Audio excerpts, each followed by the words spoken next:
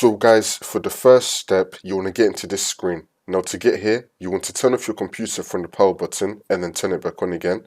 As soon as it turns on, you want to turn it off again and then turn it back on again. You want to repeat this 3 times.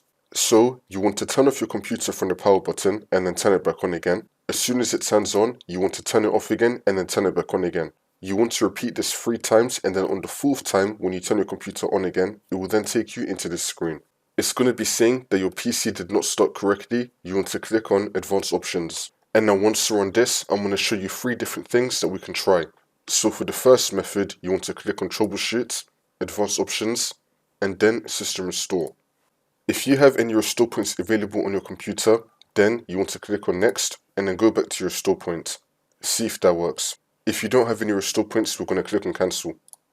For the next method, you want to click on Troubleshoot, Advanced Options, and then Start a Repair. It's now going to start diagnosing your PC. Wait for this to load.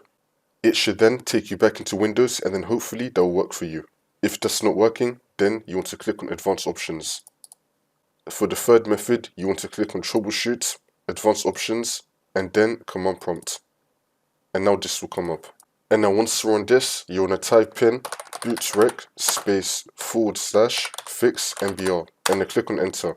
And now you want to type in bootsect /nt60 all and then click on Enter again.